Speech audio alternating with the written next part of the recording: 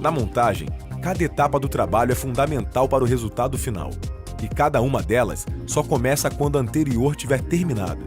É como se fosse uma linha de montagem industrial. Existe uma sequência lógica na montagem do drywall. Você começa pela marcação, passa para a fixação das guias, a paginação e fixação dos montantes, a colocação dos reforços e instalações, depois o chapeamento e, finalmente, o acabamento.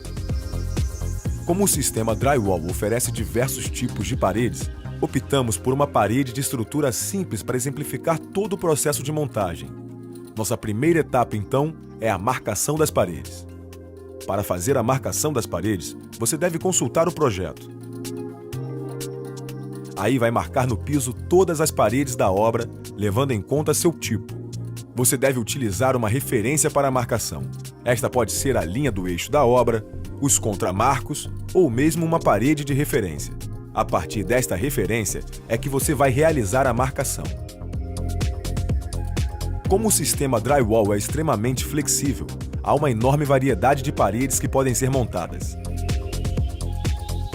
A espessura das estruturas pode variar em 48, 70 e 90 milímetros, e estas podem ser montadas simples ou em duplicidade. E tem um detalhe muito importante: na hora da marcação da parede, você deve definir se ela será feita a partir da sua estrutura do eixo ou da face. Para garantir uma montagem perfeita das paredes, é bom também conferir com o esquadro a marcação. Você pode também usar o laser ou mesmo uma trena para isso. Você deve ter uma atenção especial com os encontros das paredes, que podem ser em L ou em T. Você precisa deixar espaço para a passagem das chapas gypsum entre as estruturas. Depois de fazer toda a marcação das paredes no piso, você vai transferi-la para a laje de cima. Para ficar perfeito, use um prumo de face ou nível de bolha. Durante a marcação, você deve estar atento aos vãos das portas, e estes determinam a paginação das chapas. Ao marcar o vão da porta, é importante considerar como elas serão fixadas e sua medida final, incluindo os batentes. Se a porta for fixada com espuma de expansão, além da medida da folha da porta e dos batentes, você deve deixar 1,5 cm para aplicação da espuma. Antes de cortar as guias, o melhor a fazer é tirar todas as medidas das marcações que você fez no piso. Assim, vai ter as guias nas medidas exatas das paredes. Algumas dessas medidas precisam ser alteradas por causa da execução da montagem. É o caso dos vãos das portas, por exemplo. Você deve somar aproximadamente mais 20 centímetros em cada lado do vão, para poder depois reforçar a fixação dos montantes ao lado da porta. Depois você marca esses 20 centímetros em cada lado da porta e corta as duas abas em meia esquadria. Aí é só dobrar a guia em 90 graus, local onde será colocado o montante ao lado da porta. Tire os excessos das abas para evitar a sua sobreposição e o efeito mola. Antes de começar a fixação das guias, você deve resolver como vai fazê-la. Se com parafuso e bucha, pregos de aço ou fixação a pólvora, por exemplo. Para isso, é preciso levar em consideração o substrato. A fixação nas guias deve ser feita no máximo a 5 centímetros de suas extremidades e a um intervalo no máximo de 60 centímetros entre as outras fixações. Faça a fixação de forma que os pontos fiquem desencontrados. Se você precisar emendar as guias, basta encostá-las de topo. Nunca sobreponha as guias.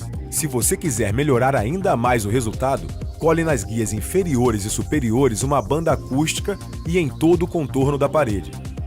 Vale lembrar que nos vãos das portas você deve fazer a dobra de 20 centímetros nas guias. Depois de fixar as guias, chegou a vez dos montantes. Esse é um momento fundamental no trabalho de montagem das paredes. A altura da parede é que determina a medida do montante. Se a parede ficar entre o piso e a laje, é preciso dar uma folga de cerca de 5 milímetros na medida do montante. Se precisar fazer alguma emenda, preste atenção. Vire os dois montantes de frente, encaixe-os com um transpasse mínimo de 30 centímetros e fixe-os pelas abas usando 3 parafusos LA 9,5 milímetros nos dois lados. Você pode fazer ainda a emenda de outra maneira. Coloque os dois montantes de topo, sobreponha um pedaço de guia de 60 centímetros e fixe-o com 6 parafusos LA 9,5 mm de cada lado. Agora preste atenção. Nenhuma emenda deve ficar alinhada. Na hora de fixar os montantes com as emendas, inverta sempre suas posições. Para cima e para baixo, fazendo um zigue-zague. Antes de fixar os montantes, é importante saber como posicioná-los. Escolha um lado, meça e marque a posição de cada um deles no máximo a cada 60 centímetros entre os eixos. Uma dica importante: ao iniciar a paginação, você deve verificar o prumo da parede que serve de referência para o início da paginação. Se houver qualquer diferença de prumo, você deve eliminar esta diferença no primeiro montante, posicionando-o a uma medida menor que a medida da paginação adotada. Esse intervalo entre os montantes deve ser respeitado para garantir a resistência da parede, mas em alguns casos, essa distância terá que ser menor, variando entre 60, 40, 30 e 20 centímetros, sempre números múltiplos de 1,20 m, que é a largura das chapas. Nas paredes com vãos de portas, o início da paginação dos montantes será determinado pela posição das portas. Isso porque não pode haver emendas de chapas no alinhamento dos batentes. Dessa forma, você elimina a possibilidade de trincas. Os montantes determinam a paginação das chapas. Posicione os montantes virados de boca para o início da paginação, todos no mesmo sentido. Isso facilitará o aparafusamento das chapas e garantirá a planicidade da parede. Atenção para a furação dos montantes. Ela deve estar alinhada. Posicione os furos que ficam a 20 centímetros da borda para o piso. O alinhamento dos furos facilitará a passagem das instalações. O montante deve ser colocado dentro das guias inferior e superior, com a folga de cerca de 5 mm ajustada. Aí é só fixá-lo, unindo suas abas às abas das guias dos dois lados. A fixação dos montantes deve ser feita às guias do piso e às da laje em ambos os lados. Esta pode ser feita com parafusos LA 9,5 mm ou com alicate prendedor de perfil. Nos montantes das extremidades das paredes, onde existir suporte, a fixação deve ser feita no máximo a 60 centímetros. Para o melhor resultado, aplique a banda acústica. É bom lembrar aqui que existem duas maneiras de se fazer um montante duplo. Para paredes com grandes alturas, o melhor é colocar dois montantes virados de costas um para o outro e aparafusá-los a cada 40 centímetros com parafusos LA 9,5 mm. Já para os casos de montantes para reforço, usados por exemplo para fixação de mãos francesas, o melhor é utilizar os montantes tubulares. Nos casos em que a fixação dos batentes da porta for feita com espuma de expansão, basta utilizar os montantes duplos acoplados. A fixação dos montantes da porta não é feita pelas abas, e sim pela dobra da guia, que sobrepõe os montantes. Você vai aparafusar a alma da guia na do montante usando parafusos LA 9,5 mm que vão formar um triângulo. Agora atenção! A estrutura da bandeira da porta é formada por uma guia que marca a altura da porta e por um montante fixado à guia, que depois servirá de amarração para as chapas gypsum. Primeiro, prepare uma guia com a medida do vão da porta, acrescentando a ela mais 40 centímetros. Corte as abas das guias dos dois lados com 20 centímetros cada uma e dobre os cortes. Com a guia pronta, tomando cuidado com o nível e com a folga entre o batente e o montante, fixe-a usando a triangulação com os parafusos LA 9,5 mm nos dois lados do batente da porta. Depois é só colocar o montante entre a guia superior e a guia da bandeira. Este montante deve seguir a paginação da parede e fixá-lo. Bom, com a colocação das guias e dos montantes, a estrutura da parede está pronta. Vamos direto para o chapeamento. Uma vez que as chapas já tenham sido determinadas em função do projeto, antes de começar o chapeamento, você deve conferir a paginação dos montantes. Lembre-se que as chapas precisam ter 1 centímetro a menos que a altura da parede para facilitar o acabamento. Primeiro, marque a medida desejada e, com a ajuda de uma régua, corte o cartão da face da chapa. Normalmente, você usa um estilete para isso. Depois, pressione a chapa neste local para conseguir quebrá-la. Aí, é só terminar cortando o cartão do verso da chapa. Se o corte ficar irregular, use uma plana de superfície para acertar a massa e uma lixa número 60 para tirar as rebarbas do cartão. Com as chapas cortadas, você está pronto para fazer o chapeamento. Nas paredes, as chapas gypsum são preferencialmente colocadas na vertical. As chapas devem ser apoiadas nos montantes e encostadas no suporte superior. Aquela folga de 1 centímetro que citamos anteriormente deve ser posicionada junto ao piso. Tenha o cuidado de deixar a face da chapa, o lado onde fica o rebaixo, voltada para a parte externa da parede. O aparafusamento da chapa deve ser feito em todo o seu contorno, com os parafusos a 1 centímetro da borda. A distância entre os parafusos deve ser de 25 a 30 centímetros. Nas pontas, você deve colocar os parafusos formando um triângulo a uma distância de 5 centímetros das bordas. Nunca coloque parafusos nas pontas das bordas. Mas atenção! Quando a parede receber mais de uma camada de chapas, o espaço entre os parafusos da primeira delas deve ser de 60 centímetros. Já a chapa que vem sobre ela deve ser aparafusada normalmente, ou seja, com os parafusos a uma distância de 25 a 30 centímetros. É preciso ter cuidado também com a profundidade dos parafusos. A medida ideal é de cerca de 1 milímetro em relação à superfície. Outra boa dica para você é usar sempre o limitador na parafusadeira. Assim, você facilita o aparafusamento, garante a fixação da chapa e melhora a qualidade do serviço. Se a parede que você estiver fazendo só tiver uma camada de chapa, o parafuso ideal é o TA de 25 milímetros. Mas se ela receber 2 camadas de chapa, o parafuso indicado é o TA de 25 milímetros para a primeira camada e o TA de 35 milímetros para a segunda. Assim como as guias e os montantes, as chapas também podem ser emendadas. E neste caso também, as juntas formadas pelas emendas não podem coincidir no alinhamento, nos lados opostos da parede e na sobreposição das chapas. As juntas horizontais formadas pelo topo das chapas também devem ser desencontradas. Terminado o chapeamento de um lado da parede, você vai ter que concluir as instalações previstas no projeto antes de fechá-la. Depois, o fechamento deve ser feito da forma que acabamos de mostrar.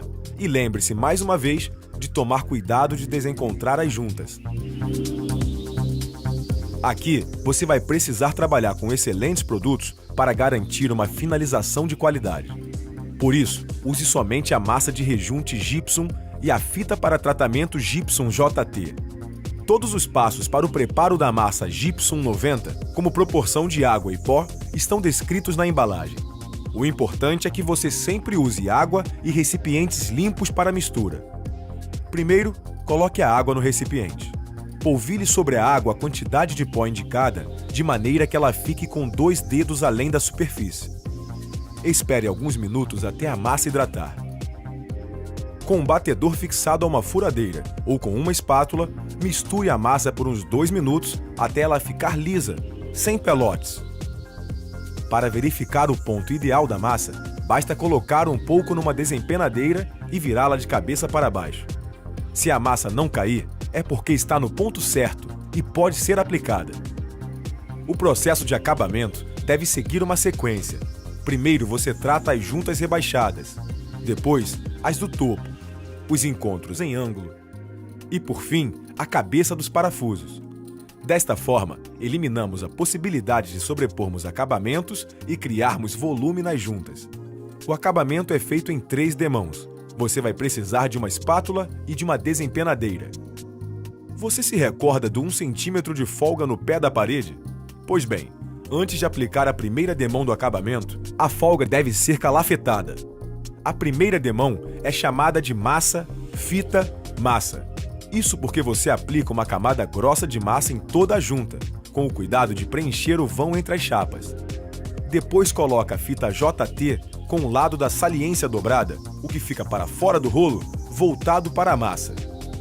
Com a desempenadeira, você segura a fita e com a espátula retira o excesso de massa. Aperte bem a fita para ela não ficar com bolhas, vazios ou enrugamentos. O excesso de massa retirado você pode usar para cobrir a fita para ela não descolar. No mesmo instante que retirar o excesso, você deve recobrir a fita com massa enquanto estiver úmida. Após a secagem da massa da primeira demão, que dura em torno de 40 minutos, você vai aplicar a segunda demão, que pode ser a última, dependendo do nível da junta quando a massa estiver seca. Se a segunda demão ainda não apresentar a qualidade de acabamento desejada, ou não tiver sido suficiente para regularizar a superfície entre as chapas, aplique a terceira demão de massa, sempre após a secagem da mão anterior. Nessa terceira demão, você poderá usar uma massa mais fluida para conseguir um acabamento mais fino. Nas juntas do topo, primeiro você aplica a primeira demão, o processo massa, fita, massa. Nas juntas do topo, é importante retirar bem o excesso de massa pressionando bem a espátula ou a desempenadeira. Depois, você vai aplicar a segunda demão de massa com a desempenadeira posicionada a partir da borda da junta em ambos os lados, abrindo a junta em 60 cm de largura. Para finalizar, a terceira demão é obrigatória. Lembre-se de aguardar o tempo de secagem entre as demãos. Nos ângulos internos das paredes, você também pode aplicar as 3 demãos, só que a fita aplicada na primeira demão deve ser dobrada no ângulo da parede. Já nos ângulos externos de 90 graus, em vez da fita JT, você vai usar uma cantoneira de reforço ou uma fita CT de papel reforçado com metal. Se os ângulos estiverem mais ou menos de 90 graus, use sempre a fita CT, que tem uma banda metálica de cada lado do vinco. A aplicação das demãos de massa é a mesma. Nos parafusos, aplique 2 demãos de massa em X. Mais uma dica: na mesma sequência que explicamos o processo de acabamento, este deve ser realizado nas paredes e forros. Quando a parede tiver mais de uma camada de chapas, as juntas das chapas de dentro devem receber pelo menos uma demão de massa de rejunte.